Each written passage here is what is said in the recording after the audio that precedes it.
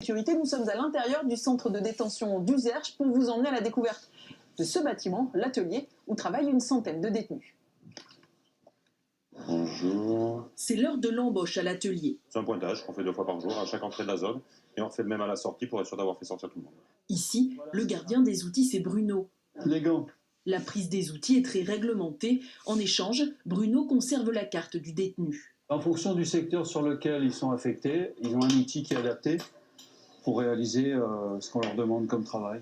Chaque jour, ils sont une centaine de détenus à travailler ici, soit plus d'un cinquième de l'effectif de la prison. L'intégralité des détenus qui arrivent chez nous peuvent arriver à l'atelier. Dès qu'ils arrivent à l'établissement, ils postulent, ils sont mis sur liste d'attente. L'atelier est très demandé, les places, on peut dire qu'elles sont chères, les détenus attendent, parce que 5 mois d'attente, ça peut être long pour une personne qui a réellement envie de travailler. Donc globalement, ils le comprennent, ils l'acceptent, et c'est pour ça qu'une fois qu'ils sont ici, ceux qui veulent vraiment travailler, ils restent. À Uzerche, c'est un prestataire privé qui fournit le travail. Ici, certains fabriquent des pièces automobiles ou électriques, comme Freddy, le plus rapide de l'atelier. 7 heures par jour, il monte des tondeurs de câbles. Moi, je me suis basé à une cadence de 1500 pièces par jour. Voilà. Et alors, pour les faire, Il faut envoyer.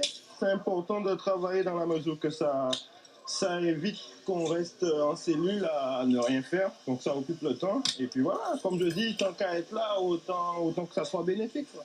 S'ils travaillent en moyenne 3 fois plus vite que les autres, c'est aussi pour tenter de gagner plus. Car à l'atelier, les détenus sont payés à la pièce. Plus ils produisent, plus ils sont rémunérés. La moyenne se fait autour de 500 € mensuels, sachant que certains font des salaires beaucoup plus bas, s'ils ne peuvent pas faire plus par rapport à leur capacité. Et puis au-delà, on a les champions qui bossent toute la journée et qui nous font des salaires très intéressants. Mais aussi très fluctuants. Faute de vrais contrats de travail ou de salaire minimum, les détenus ne savent jamais combien ils vont gagner. Ici à l'atelier, on ne parle plus de détenus, mais d'opérateurs ou de contrôleurs, une véritable parenthèse dans la détention. Pour certains, c'est leur première expérience de travail, une découverte souvent rude, mais à laquelle ils s'accrochent tous. Comme dehors, quoi. Faut se lever le matin, faut aller au travail. Ah ouais, non, moi quand je travaille pas, je suis pas bien.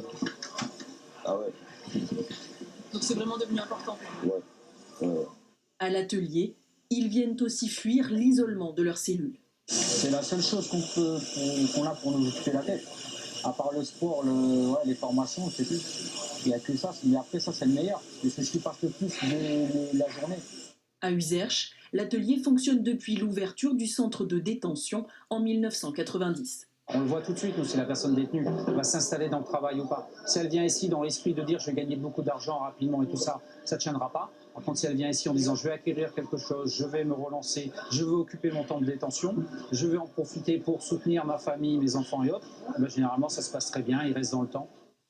Dernière étape pour toutes les pièces qui sont fabriquées ici, le stockage.